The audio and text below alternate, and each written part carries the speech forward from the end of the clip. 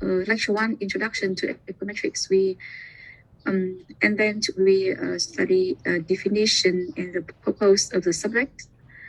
And we study the steps we have to carry out in the phase we want to apply econometrics model for analysis.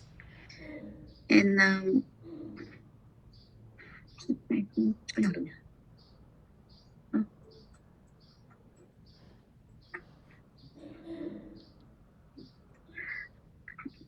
so first you need to define what you want to do or the topics of the study. And then we set up mathematics model. Here, when you already master all the steps, we can skip step 2. But here I introduce to you so you can see the difference between a mathematics model and an econometrics model. And in econometrics model, we see the existence of the factor U here. U here is zero term or disturbance, and U represents all the factors that affect the dependence variable, but are not included in the model. And then last time we discussed about the existence of error term, the factor U. And then we study step 4 for data collection. The data is very important. Without data, we cannot do anything. And for data, you can do the survey by yourself to get data, or you have to collect data from the other sources. And the source of data must be reliable. And so in an assignment or in any study, if you need to mention about the data very clearly, like the source of the data, and you provide some important or necessary information for the data set. So the readers can understand, can know the source of the data and can understand some basic information of the data set you are using. And then when you already have data, you need to understand the structures of the data. Because why? Because depends for each structures of the economics data, we have a different kind of econometrics model. And in our course, we only study the linear regression model. We will study in lecture 2, the linear regression model. And this model is the best for cross-sectional data. So that means besides the linear regression model, we have many other kinds of econometrics model, but we don't have enough time to study everything in this course. So you have to understand the structures of the data so you can decide the best or the most suitable econometrics model for that data. Okay, and last time we stopped here. We finished step 4, right? We finished step 4, and then now we have econometrics model in step 3, and now we have already we have data. Okay, so in the econometrics model, we know that we have to analyze the effect of income on consumption expenditures, right? So that means we need to find out beta 0 and beta 1 so that we can see the relationship between income and consumption expenditures. So given the data we have, so we can estimate all this value.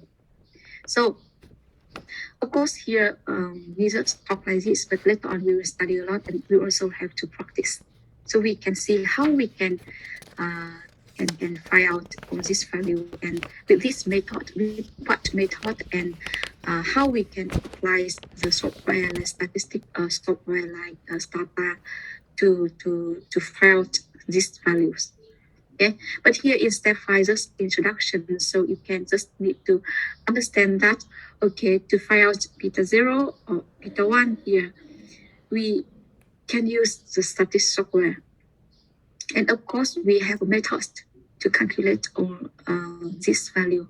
But you can, in the case we have very few observations, so we can calculate by ourselves. That means we have formula to calculate beta 0, beta 1.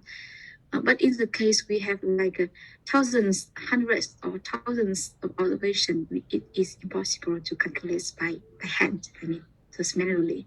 We need the support of the software. And so here we can see the beta 0 hat, beta 1 hat. Why we have hat here? In the next lecture, we can understand why we have a hat here. But here you just understand that in the case we only can observe a sample. So we use a hat, the notation hat, to imply that we are setting up an econometrics model based on observing a sample, not a population. Okay, and in the next lecture we will come back to this point. And so here we have with the support of the software data, we can find out the value here, or this number. So looking at this, the value of beta 1 hat here, so it is positive. So it means that income has positive effect on consumption expenditures. So 1 unit increase in income will raise consumption expenditures by 0.7064 unit. Okay.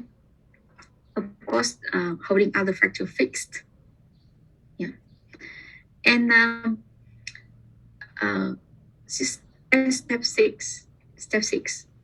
So in step 5, we already know the effect of independent variable on dependent variable.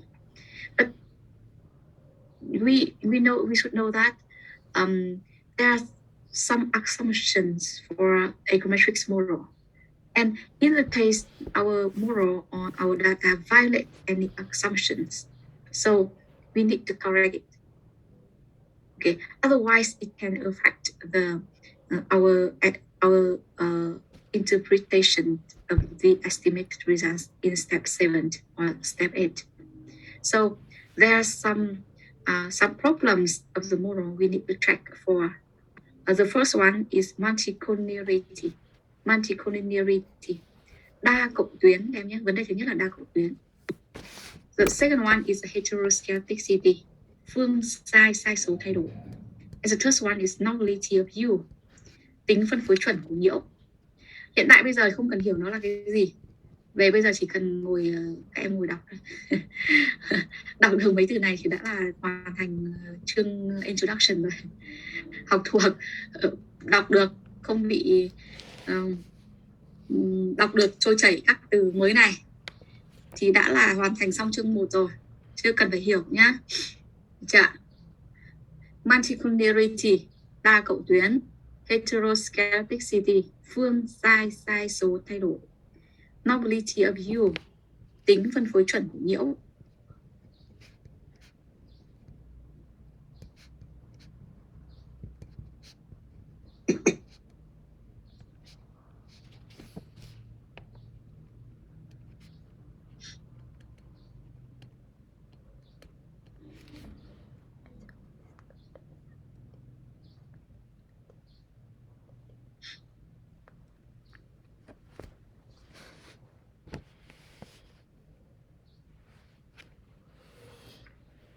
Teacher, can you repeat all the phrase like in the first one and in the second one again?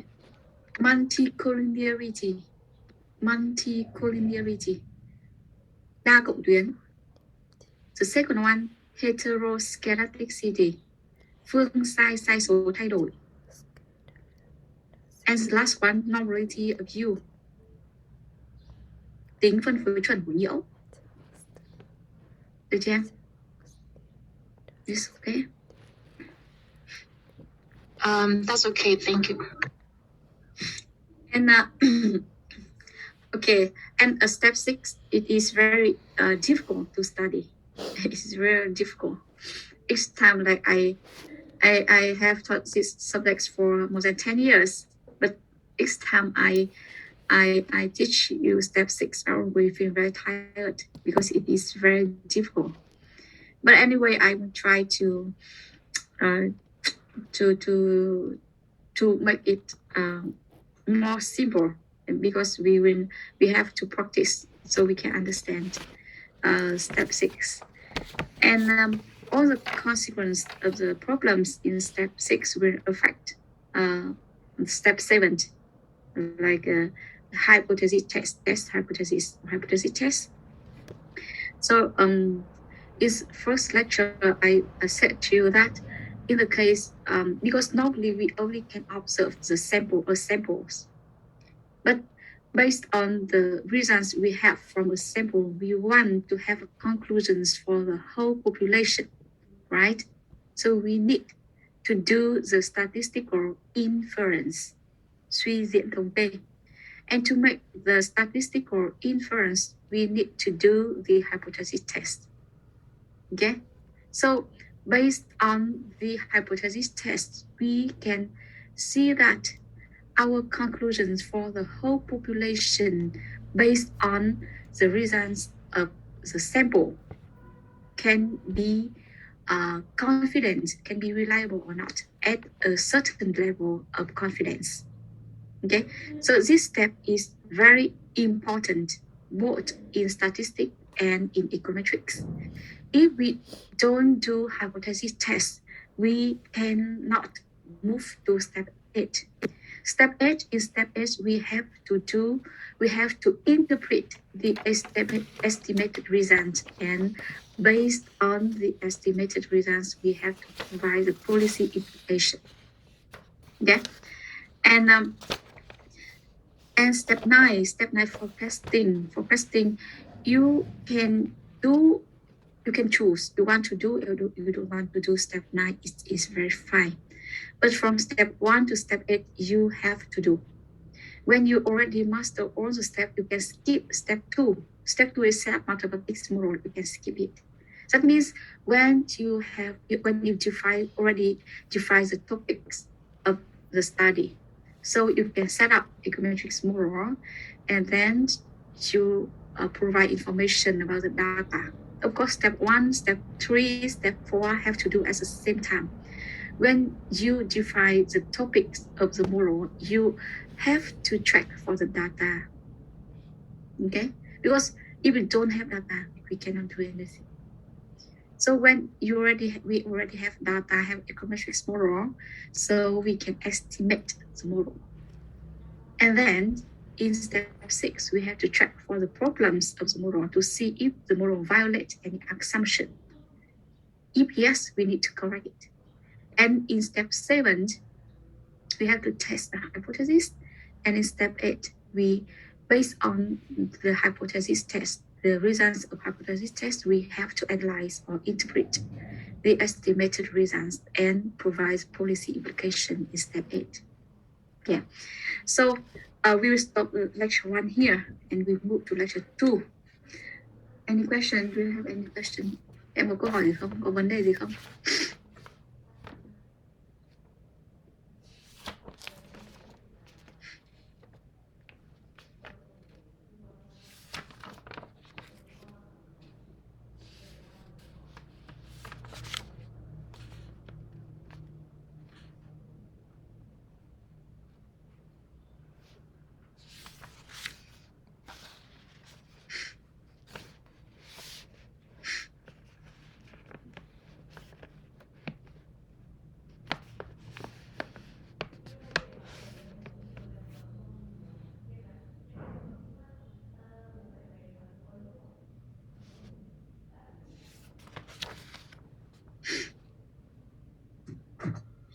Nếu như không có câu hỏi gì thì chúng ta kết thúc cái bài 1 ở đây và chúng ta sẽ chuyển sang bài 2.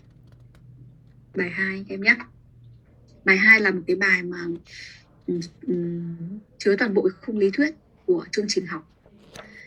Nó chiếm khoảng tầm 90% câu hỏi trắc nghiệm, 80-90% trong cái bộ câu hỏi trắc nghiệm, cũng như khoảng một số phần bài tập để đi thi.